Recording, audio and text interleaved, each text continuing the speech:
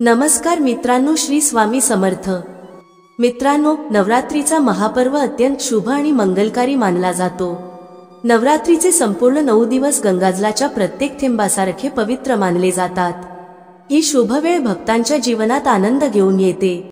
मित्रांनो, महाव्रतामध्ये केलेली पूजा अत्यंत शुभ मानली जाते। यामुळे सर्व देवी देवतांची कृपा मिळते आणि पूजा पाठाचे फळ अनेक लाख पट मिळते। अशा परिस्थितीत जो व्यक्ती नवरात्री येण्यापूर्वी घरातून या गोष्टी बाहेर काढतो, त्याच्या घरी माता वैष्णव देवीचे आगमन होईल, माता लक्ष्मीचे वास्तव्य होईल, माता शेरावाली तुमच्या झोळीत आनंद भरभरून टाकेल। त्यामुळे नवरात्री येण्यापूर्वी घरातून या गोष्टी ताबडतोब बाहेर काढून टाका। भक्तांनो, आज आपण अशाच काही चुकींबद्दल जाणून घेणार आहोत, ज्या जर तुमच्या घरात होत असतील तर माता लक्ष्मी अशा घरात कधीच प्रवेश करत नाही। मग तुम्ही कितीही पूजा पाठ करा, माता लक्ष्मी अशा घरात कधीच येत नाही। अशा घरावर देवी देवता देखील नेहमी नाराज राहतात। भक्तांनो, संपूर्ण माहिती पाहण्यासाठी हा व्हिडिओ शेवटपर्यंत नक्की पहा। खऱ्या श्रद्धेने कमेंट बॉक्समध्ये जय माता लक्ष्मी नक्की लिहा। माता लक्ष्मीसाठी एक लाईक नक्की करा। मित्रांनो, सगळ्यात पहिले नवरात्रीच्या आधीच घरातील मंदिराची म्हणजेच देवाऱ्याची नीट साफसफाई करून घ्या। मंदिराच्या आत जर जुन्या माळा असतील, तुटलेल्या मूर्ती असतील, त्याचबरोबर रिकाम्या माचीसच्या डब्या ठेवलेल्या असतील तर त्यांना बाहेर फेकून द्या आणि खंडित मूर्तीला कोणत्याही पवित्र नदीत विसर्जित करा। घरात लहान मुलांनी नवरात्रीचं व्रत ठेवू नये, यामुळे त्यांच्या जीवाला धोका होऊ शकतो, कारण या व्रतात शरीराला अधिक शक्तीची आवश्यकता असते। माता शेरावालीचा फोटो जर काचेच्या फ्रेममध्ये असेल आणि ती किंचित जरी तुटलेली असेल तर अशी काच बदलून घ्या किंवा असा फोटो पाण्यात विसर्जित करा। तुटलेल्या मूर्तीची पूजा केल्याने, तुटलेल्या फोटोची पूजा केल्याने तुमची श्रद्धा, भक्ती, व्रत इत्यादी सर्व तुटते आणि तुमचं व्रत खंडित होतं। मित्रांनो, नवरात्रीचे 9 दिवस अत्यंत पवित्र असतात। नवरात्रीच्या 9 दिवसांत घर स्वच्छ आणि पवित्र ठेवणे अत्यंत आवश्यक आहे। म्हणूनच नवरात्रीच्या 9 दिवसांत ब्रह्मचर्याचं पालन केलं जातं आणि तामसिक अन्न ग्रहण केलं जात नाही। नवरात्रीच्या 9 दिवसांत माता राणीच्या भक्तांनी कांदा, लसूण, मांस, मदिरा आणि अंडी यापासून दूर राहायला हवं। बहुतेक भक्त हे नियम पाळतात, पण ते एक चूक करतात। ते नवरात्रीच्या 9 दिवसांत त्यांच्या घरात काही अपवित्र वस्तू ठेवतात, ज्या मी पुढे सांगणार आहे। तर असं कधीच करू नका। भागवत पुराणानुसार नवरात्रीच्या 9 दिवसांत माता राणी भक्तांच्या घरात वास्तव्य करते।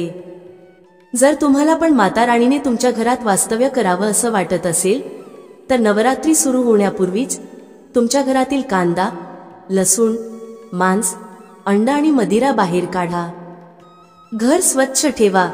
या वस्तू बाहेर काढल्यानंतर तुमच्या घरात गंगाजलाचं शिंपण नक्की करा। भगवद्गीतेत भगवान श्रीकृष्ण म्हणतात की गंगाजलाचं शिंपण केल्याशिवाय कोणतंही मंगल कार्य यशस्वी मानलं जात नाही। गंगाजलाचं शिंपण करण्याबाबत स्वतः भगवद्गीतेत श्रीकृष्णाने सांगितलं आहे। जर तुमच्या घरात गंगाजल नसेल तर मार्केटमधून गौमूत्र आणू शकता आणि गौमूत्र आणून तुम्ही तुमच्या घरात शिंपण करा। थोडंसं पाण्यात टाकून ते करा, यामुळे तुमच्या घरातील वातावरण पवित्र होईल, घरातील नकारात्मक ऊर्जा नष्ट होईल आणि ज्या घरात वातावरण पवित्र असतं आणि नकारात्मक ऊर्जा नसते त्या घरात माता राणीचं वास्तव्य सदैव होतं। नवरात्रीच्या आधी तुम्ही तुमच्या संपूर्ण घराची नीट साफसफाई करून घ्या। घरातील जे काही फालतू सामान आहे, फाटलेले जुने कपडे आहेत, त्यांना बाहेर काढा।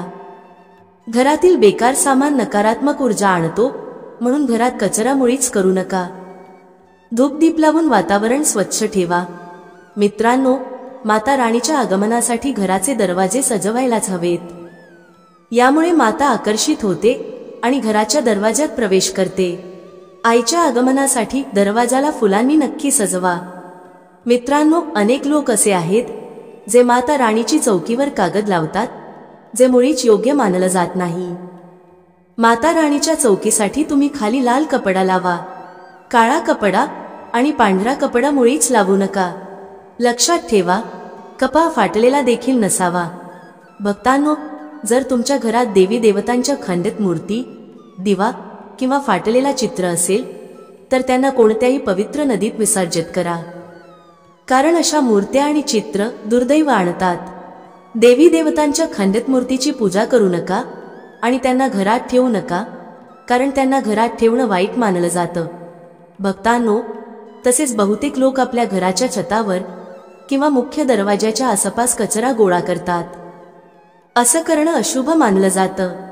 जर तुमच्याही घरात घराच्या मुख्य दरवाज्यावर, छतावर किंवा विशेषतः घराच्या उत्तर दिशेला कचरा जमा झाला असेल तर नवरात्री सुरू होण्यापूर्वी हा कचरा घरातून नक्की काढून टाका. भक्तांनो, जर तुमच्या घरात कोणतेही बंद घड्याळ असेल तर नवरात्री सुरू होण्यापूर्वी ते घरातून हटवा. त्या जागी नवे घड्याळ आणा किंवा जुन्या घड्याळाची दुरुस्ती करून घ्या. घड्याळ प्रगतीचं प्रतीक मानलं जातं. बंद घड्याळ तुम्हाला वेळेपासून मागे नेऊन प्रगतीत अडथळा आणतो. म्हणून नवरात्री सुरू होण्यापूर्वीच बंद घड्याळ घरातून बाहेर काढा.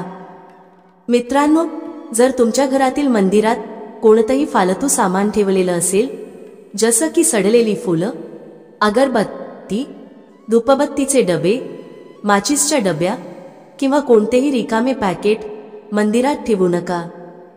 किंवा कुठली फाटलेली जुनी धार्मिक पुस्तकं, देवाचे जुने कपडे जे खराब झाले आहेत किंवा मुकुटमाळा जे खराब झाले आहेत, त्यांना शक्य तितक्या लवकर तुमच्या मंदिरातून हटवा. नवरात्री सुरू होण्यापूर्वी आपल्या मंदिराची आणि मंदिराच्या आसपासची स्वच्छता नक्कीच करा.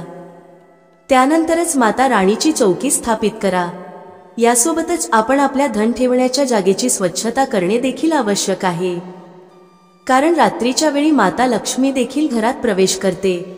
धन ठेवण्याच्या ठिकाणी कोणतेही फालतू सामान किंवा तुटलेले वस्त्र ठेवू नका. धन ठेवण्याचे स्थान मंदिरासारखेच स्वच्छ असावे.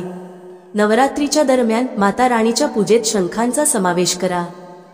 माता राणीच्या पूजेप्रमाणेच दररोज शंखाची पूजा करा. त्यानंतर शंख धन ठेवण्याच्या ठिकाणी ठेवा. असे केल्याने नेहमीच समृद्धी येते. जर तुमच्याकडे जुने जोडे किंवा चप्पल जमा झाले असतील तर नवरात्र सुरू होण्यापूर्वी त्यांना घराबाहेर काढा. जुने जोडे चप्पल अशुभ मानले जातात, ज्यामुळे घरात नकारात्मक ऊर्जा येते आणि अशांतीचा माहोल तयार होतो. नवरात्र सुरू होण्यापूर्वी हे विसरू नका. ज्या घरात जास्त अस्वच्छता असते त्या घरात माता राणीचा वास होत नाही. तसेच तुटलेली भांडी किंवा तुटलेले आरसे घरात असतील तर ते देखील काढून टाका. घरात तुटलेले विटा दगड ठेवू नका, यामुळे माता लक्ष्मी रागावते. आता आपण जाणून घेऊया नवरात्रीच्या दरम्यान काय खाऊ नये आणि काय पिऊ नये, आणि कोणते फळ खाल्ल्याने व्रत संपूर्ण आणि यशस्वी होते. मित्रांनो, नवरात्रीच्या दिवसांत फळे नक्की खावी. शास्त्रात असे सांगितले जाते की देवाच्या भोगात सफरचंद अर्पण करणे आवश्यक आहे. जर तुमचे व्रत असेल तर तुम्ही केळं, पपई, कलिंगड आणि गोड द्राक्षे नक्की खावीत. या फळांमुळे व्रत करणाऱ्याला शक्ती मिळते आणि व्रत पूर्ण होते. शास्त्रात असे सांगितले आहे की नवरात्रीच्या दिवसांत सीताफळ खाणे आवश्यक आहे. सीताफळ खाल्ल्याने 10 आजारांपासून सुटका मिळते. मानले जाते की नवरात्रीच्या दिवसांत सीताफळ घरात आणणे अत्यंत शुभ असते. सीताफळ खाल्ल्याने नवरात्रीचे व्रत यशस्वी होते, कारण त्यात माता सीतेचा आशीर्वाद असतो. नवरात्रीच्या दरम्यान सीताफळ खाल्ल्याने दुःखांचा सामना करावा लागत नाही. सीताफळ तुम्ही नक्की खावे. भक्तांनो, नवरात्रीचे हे 9 दिवस सर्वशक्तिशाली दुर्गेला समर्पित असतात. नवरात्रीच्या 9 दिवसांत माता राणीच्या 9 वेगवेगळ्या रूपांची पूजा केली जाते. नवरात्रीच्या 9 दिवसांत माता राणीला वेगवेगळ्या स्वरूपांनुसार वेगवेगळे भोग अर्पण केले जातात. पण तुम्हाला माहीत आहे का, काही वस्तू आहेत ज्या नवरात्रीच्या दरम्यान माता राणीला अर्पण करू नयेत. जर तुम्ही या वस्तू चुकूनही माता राणीला अर्पण केल्या तर तुम्हाला व्रत आणि पूजेचा पूर्ण लाभ मिळणार नाही. त्यामुळे माता राणीची कृपा प्राप्त करण्यासाठी तुम्ही हे जाणून घेणे आवश्यक आहे की त्या कोणत्या वस्तू आहेत ज्या माता राणीच्या पूजेत चुकूनही वापरू नयेत. तर चला, माता राणीचा जयघोष करत या गोष्टीला सुरुवात करूया. भक्तांनो, पहिली गोष्ट, नवरात्रीच्या दरम्यान विवाहित स्त्रियांनी पांढरे कपडे घालून पूजा करू नये. तसेच काळे कपडे देखील घालू नयेत. यामुळे पूजा, व्रत इत्यादी खंडित होते. माता राणीची चौकी लावताना त्याखाली कागद लावू नका. माता राणीची चौकी नेहमी लाल कपडा अंथरूनच बनवावी. नेहमी लक्षात ठेवा, नवरात्रीचे हे 9 दिवस व्रत करणाऱ्याने त्याचे आसन चौकी समोरच ठेवावे आणि मंदिर नवरात्रीच्या दरम्यान एकटे सोडू नये. हे अत्यंत अशुभ मानले जाते. यामुळे दुर्गा माता रागावते आणि कायमची निघून जाते. भक्तांनो, दुसरी गोष्ट, नारळ. हिंदू धर्मात नारळ समृद्धी, धन, श्रद्धा आणि सन्मानाचे प्रतीक मानले जाते. नारळाला श्रीफल देखील म्हणतात. नारळ सुख समृद्धी वाढवणारे मानले जाते. प्रत्येक मांगलिक कार्यात नारळाचे विशेष महत्त्व असते. तुम्हाला माहीतच आहे की माता राणीच्या अनेक मंदिरात नारळाने बलिदान दिले जाते आणि माता राणीच्या पूजेत नारळाचा वापर केला जातो. नवरात्रीत माता राणीचे व्रत आणि पूजन केले जाते. पण नवरात्रीच्या दरम्यान सर्वात जास्त महत्त्व असते ते कन्या पूजनाचे. मित्रांनो, असे मानले जाते की व्रत आणि उपासनेपेक्षा माता राणीला कन्या पूजन अधिक प्रिय आहे. नवरात्रीत लहान मुलींना माता राणीचे स्वरूप मानले जाते.